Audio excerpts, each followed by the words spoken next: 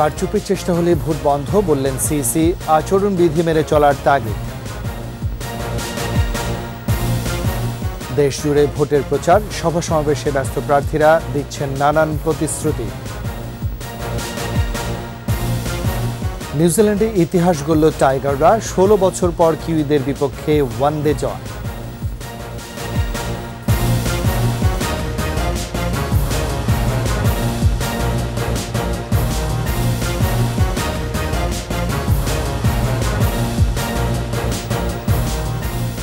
শুনছিলেন first security ইসলামী bank limited সংবাদ শিরোনাম। সবাইকে আমন্ত্রণ জানাচ্ছি দুপুর ২টার ২১ সংবাদে।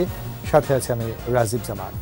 আর দর্শক, ২১ টেলিভিশনের সংবাদ একই সাথে সরাসরি দেখতে পাবেন আমাদের ফেসবুক পেজ www.facebook.com/2124 অনলাইনে।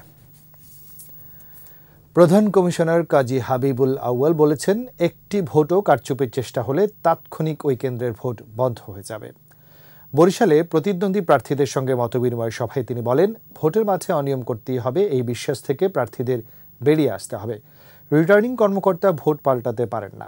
কেন্দ্রে কেন্দ্রে ফল ঘোষণা হয়, প্রার্থীরা ঘরে বসেই জানতে পারেন ফলাফল। তিনি বলেন, ভোটারদেরই ভোট দিতে হবে, অন্য কেউ দিয়ে দেবে এটা হবে না। সংশ্লিষ্টদের কঠোরভাবে আচরণবিধি নিয়ন্ত্রণেরও নির্দেশ দেন সিইসি।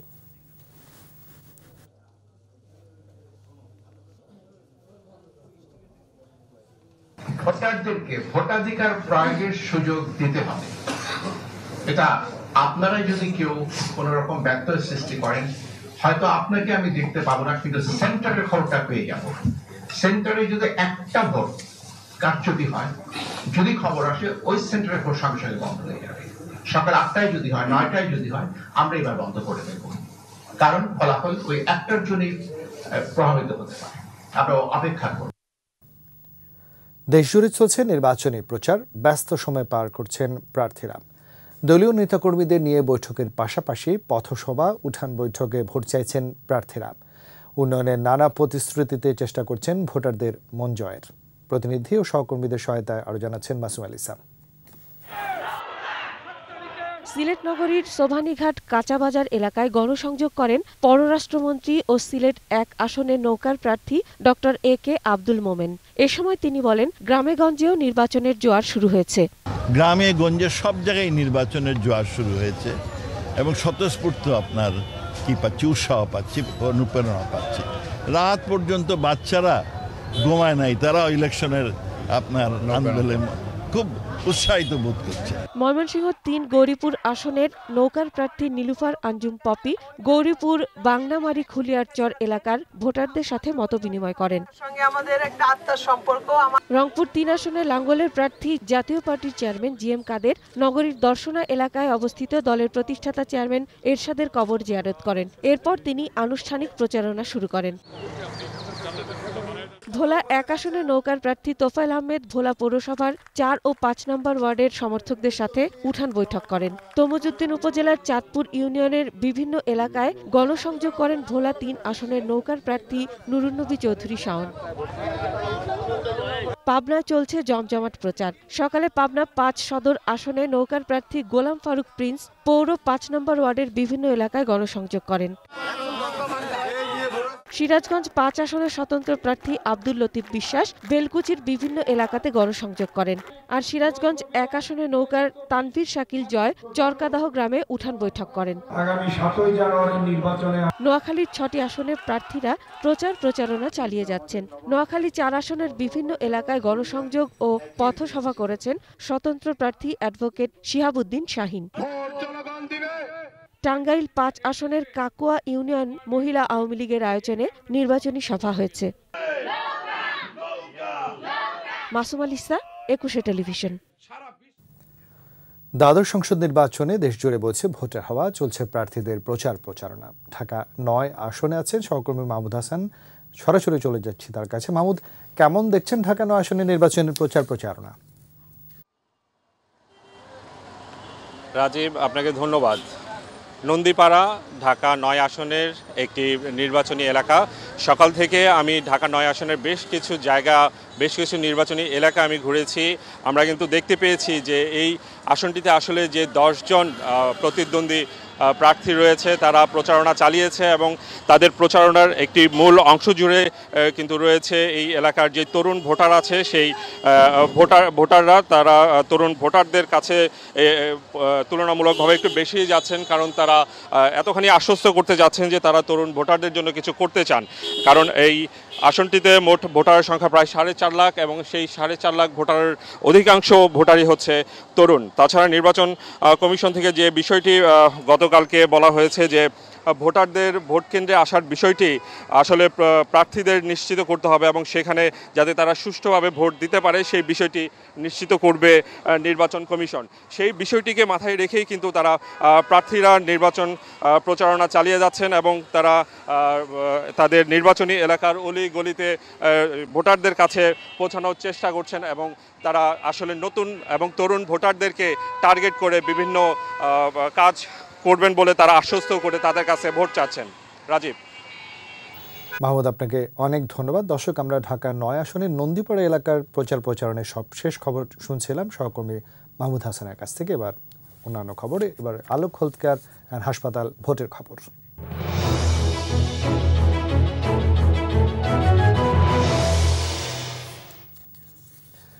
নির্বাচনী আমেজে সরগরম উপকূলীয় জেলা বরগুনা। জেলার 2টি আসনেই এখন প্রচারণায় মুখর রয়েছে। বরগুনা 1 আসনে জেলা আওয়ামী লীগের সভাপতি ও সাবেক উপমন্ত্রী অ্যাডভোকেট ধীরেন্দ্র দেবনাথ শম্ভুকে চ্যালেঞ্জ জানিয়ে মাঠে নেমেছেন নিজ দলেরই স্বতন্ত্র প্রার্থী গোলাম সারোয়ার টুকু। বরগুনা 2-এ কেন্দ্রীয় মহিলা আওয়ামী লীগের সদস্য সুলতানা নাদিরার বিরুদ্ধে লড়ছেন বাংলাদেশ জাতীয়তাবাদী আন্দোলন বিএনএম-এর প্রতিষ্ঠাতা আহ্বায়ক প্রফেসর আব্দুর রহমান খোকন। সুষ্ঠু শান্তিপূর্ণ ভোটে পছন্দের এমপি নির্বাচন করতে চান জেলার ভোটাররা। বরগুনার প্রতিনিধি জয়দেব রায় রিপোর্ট জানাচ্ছেন ফারজানা শোভা।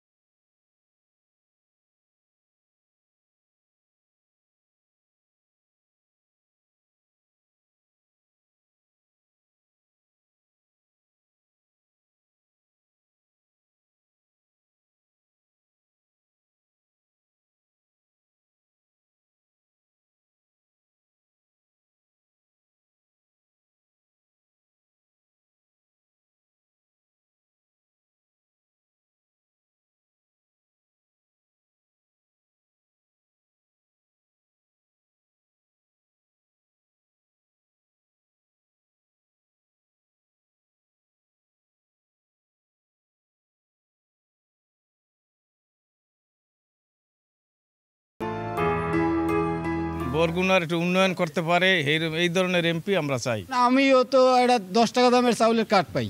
আওয়ামী লীগ সরকার আমাকে এনে বলক দিয়েছে, আমরা এই তো অনেক খুশি। এই বাজারটা আরো একটু আগুয়ে যেতে ভাঙ্গে হেঁটু আগুয়ায় নয়, কারণ বলকে এই ভাঙ্গাটা রোধ করছে। আমরা একটা সঠিক নিরপেক্ষ নির্বাচন চাই।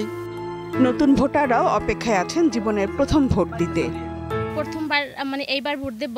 আমি এমন একজন প্রার্থীকে চাই যে হচ্ছে মাননীয়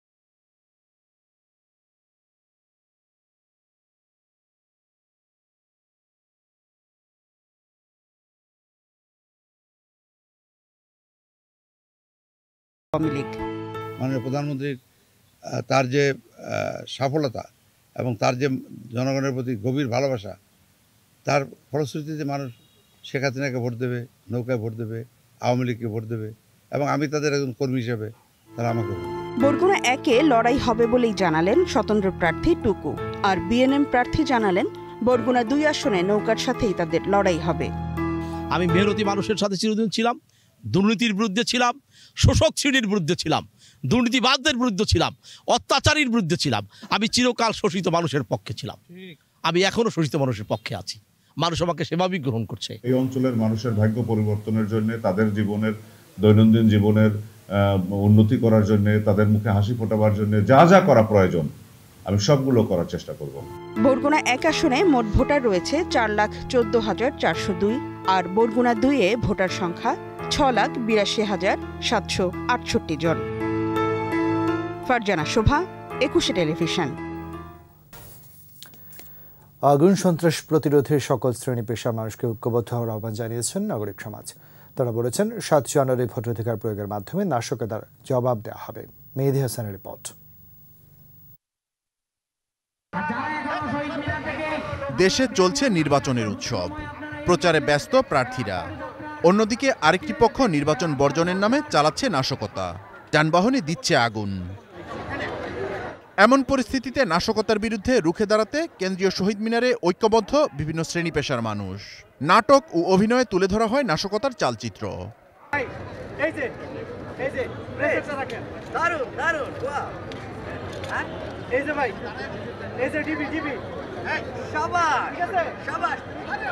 নাগরিক সমাজের প্রতিনিধিরা বলছেন সব ধরনের সন্ত্রাস নৈরাজ্যের বিরুদ্ধে তাদের অবস্থান। ট্রেনের বগিতে আগুন দিয়ে 4 জন মানুষকে জীবন্ত পুড়িয়ে মেরে ফেলা হয়েছে। মায়ের কোলে দগ্ধ শিশু। আমার কাছে মনে হয় এ রাজনীতি নয়, এ আসলে অন্য কিছু। নাশকতা করে তো আসলে কখনো রাজনীতি হয় না। সেই রাজনীতিকে আমরা বয়কট করি এবং তাদেরকেই করি, তাদেরকে আমরা চিনি। এরা কিন্তু চিহ্নিত শত্রু। তারা বিভিন্ন সময় বিভিন্ন আঙ্গিকে বিভিন্ন রূপে এই নির্বাচনের আগে এই ধরনের নাশকতা করে। এই নির্বাচনকে পণ্ড করা নয়, দেশে একটি অশান্ত পরিবেশ সৃষ্টি করার জন্য, অরাজকতা সৃষ্টি করার জন্য এবং অস্থিতিশীল পরিস্থিতি সৃষ্টি করার জন্য তার বিরুদ্ধে আজকে সাংবাদিক সমাজ আমরা এখানে এসেছি। 7 জানুয়ারি ভোট কেন্দ্রে গিয়ে সকল নৈরাজ্যের বিরুদ্ধে জবাব দেওয়ারও আহ্বান জানান তারা। একটি অযৌক্তিক, অনাকাঙ্ক্ষিত এবং বেআইনি একটি অসহযোগ আন্দোলন দিয়ে তারা দেশবাসীকে বিভ্রান্ত করতে চায়। প্রত্যেকটা দলের বিভিন্ন কনসেপ্ট আছে, তাদের নিজস্ব নীতিমালা আছে, সেটা জনগণের কাছে আমরা তুলে ধরবো। আমার একরকম কনসেপ্ট, আপনার একরকম থাকতে পারে। জনগণের ভোটেই পালাবদল হবে। এই নাশকতার বিরুদ্ধে আপনারা ভোট কেন্দ্রে আসুন, ভোট দিন।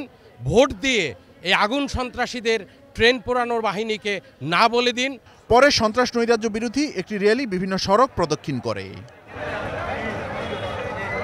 মেহেদী হাসান, 21 টেলিভিশন, ঢাকা। বাংলাদেশকে শূন্য থেকে শিখরে নিয়ে যাওয়ার অভূতপূর্ব যাত্রা সম্ভব হয়েছে সংবিধান ও মুক্তিযুদ্ধের চেতনায় দেশ পরিচালিত হওয়ায়, এমনটাই মনে করছেন উন্নয়ন গবেষক ও বিশ্লেষকরা। বলছেন দীর্ঘমেয়াদী পরিকল্পনা ও সামাজিক খাতে অধিক গুরুত্ব দেওয়ার সুফল পাচ্ছে সব শ্রেণী পেশার মানুষ। এর ধারাবাহিকতা থাকলে আগামী 1.5 দশকে উন্নত দেশ হিসেবে স্বীকৃতি পাওয়া কঠিন হবে না। 21 স্পেশালে ফারজানা শোভা 2 পর্বে ধারাবাহিকের আজ 2য় পর্ব। আমি সব ত্যাগ করতে পারি, তোমাদের ভালোবাসা আমি ত্যাগ করতে পারি না। স্বাধীনতা অর্জনের পরেই আর্থসামাজিকভাবে দেশ পুনর্গঠনের কাজে ঝাঁপিয়ে পড়েন জাতির পিতা বঙ্গবন্ধু শেখ মুজিবুর রহমান। কিন্তু 75-এর 15ই আগস্ট বঙ্গবন্ধুকে হত্যার পর সংবিধানের মূল মন্ত্র থেকে সরে গিয়েছিল বাংলাদেশ। সেনা সমর্থিত ও স্বৈরশাসকের আমল। এরপর বিএনপি জামাত জোটের 2 মেয়াদে বাংলাদেশের পরিচয় জুটেছিল তলাবিহীন ঝুড়ি হিসেবে। 96 সালে 21 বছর পর ক্ষমতায় আসে আওয়ামী লীগ। সংবিধানের মূল ধারা অনুযায়ী সবার মৌলিক চাহিদা পূরণ, সামাজিক নিরাপত্তা, বৈষম্য নিরসন করে কল্যাণকর রাষ্ট্র হিসেবে বাংলাদেশকে প্রতিষ্ঠার কাজ শুরু হয় বঙ্গবন্ধু কন্যার নেতৃত্বে। 2001 থেকে 2008 আবারও পিছিয়ে যাওয়ার গল্প। নতুন করে ঘুরে দাঁড়ানোর পালা শুরু হয় 2009-এ মুক্তিযুদ্ধের পক্ষের শক্তি ক্ষমতায় এলে। আওয়ামী লীগের টানা 3 মেয়াদের 15 বছরে সব সূচকেই এগিয়েছে দেশ। স্বল্পোন্নত থেকে মধ্যম আয়ের সম্মান অর্জিত হয়েছে। প্রতিটি সূচকে যে বাংলাদেশ এগিয়ে গেছে বিগত 15 বছরে, এর মূল কারণ কি? মূল কারণ যে আমরা আমাদের সংবিধান অনুসরণ করে চলছি এবং মানুষের যে চাহিদাগুলো সেগুলো সরকার উপলব্ধি করে এবং সেই চাহিদাগুলো পূরণ করার জন্য চেষ্টা করে। মানুষের যে চাহিদাগুলো সেগুলো কতটা পূরণ হয়েছে সেটা মানুষকে জিজ্ঞেস করলেই বোঝা যাবে। আজকে সামাজিক গুরুত্ব দিলেন যারা নিচের দিকের মানুষ, তাদের জন্য সামাজিক সুরক্ষা। কৃষিতে গুরুত্ব দিলেন, সবাই যাতে আমরা খেয়ে পরে বেঁচে থাকি। তৃতীয় দিলেন যে ব্যক্তি খাত যেন বিনিয়োগ তারা করতে পারেন, উদ্যোক্তাদের জন্য সমর্থন দিলেন। সো এই দুয়ে মিলে অর্থাৎ পাবলিক প্রাইভেট মিলেই বাংলাদেশটা এগুতে থাকলো। দিন বদলের সনদ নিয়ে আসা আওয়ামী লীগ ডিজিটাল বাংলাদেশের অঙ্গীকার পূরণ করেছে। 2041 সাল নাগাদ স্মার্ট বাংলাদেশ বিনির্মাণের স্বপ্ন ও বাস্তবায়নের অঙ্গীকার নিয়ে জনগণের কাছে যেতে চায় দলটি। বিশ্লেষকরা বলছেন, সংবিধানকে সামনে রেখে আওয়ামী লীগ ইশতেহার ঘোষণা ও বাস্তবায়নের ধারাবাহিকতা বজায় রাখায় সুষম উন্নয়ন সম্ভব হয়েছে। দক্ষ জনশক্তি তৈরি করতে হলেও তো একটা স্মার্ট বাংলাদেশ খুব দরকার। সেই জন্য আমি মনে করি যে তিনি অনেক দূর দেখতে পান এবং সেই দেখেই তিনি এগুচ্ছেন। এবং আমাদের যেটা করতে হবে যে তিনি তো একটা অর্কেস্ট্রার মাত্র সুর তুলে দিচ্ছেন, বাকিদের খেলতে হবে, সবাইকে একযোগে কাজ করতে হবে। সেখানে প্রাইভেট সেক্টর, পাবলিক সেক্টর এবং নন গভর্নমেন্টাল সেক্টর সবাইকে হাতে হাত মিলিয়ে একসঙ্গে কাজ করতে হবে। একজন নেতা তিনি যদি ভিশনারি লিডারশিপ দিতে পারেন তাহলে দেশ এগিয়ে যাবে। এবং শেখ হাসিনার মধ্যে বঙ্গবন্ধুর সেই ভিশনারি লিডারশিপের কোয়ালিটি, সেই বৈশিষ্ট্য আমরা লক্ষ্য করি আছে। মানুষকে ভালোবাসা, দেশকে ভালোবাসা, যেটি বঙ্গবন্ধুর বলতে গেলে রাজনৈতিক যে অঙ্গীকার ছিল, সেটি এখন শেখ হাসিনার মধ্যে আমরা লক্ষ্য করছি। সামনের দিনগুলোতে উন্নত দেশের টার্গেট পূরণে, দুর্নীতি কমিয়ে শতভাগ সুশাসন নিশ্চিতে সরকারকে আরও বেশি মনোযোগ দেওয়ার আহ্বান বিশ্লেষকদের। ফারজানা শোভা, 21 টেলিভিশন, ঢাকা। শেষ করছি দুপুর 2টার 21 সংবাদ। যাবার আগে ফার্স্ট সিকিউরিটি ইসলামী ব্যাংক লিমিটেড সংবাদ শিরোনামগুলো জানাচ্ছি আরও একবার। কারচুপির চেষ্টা হলেই ভোট বন্ধ, বললেন সিইসি, আচরণবিধি মেনে চলার তাগিদ। দেশ জুড়ে ভোটের প্রচার, সভা সমাবেশে ব্যস্ত প্রার্থীরা দিচ্ছেন নানান প্রতিশ্রুতি। নিউজিল্যান্ডে ইতিহাস গড়ল টাইগাররা, 16 বছর পর কিউইদের বিপক্ষে ওয়ানডে জয়।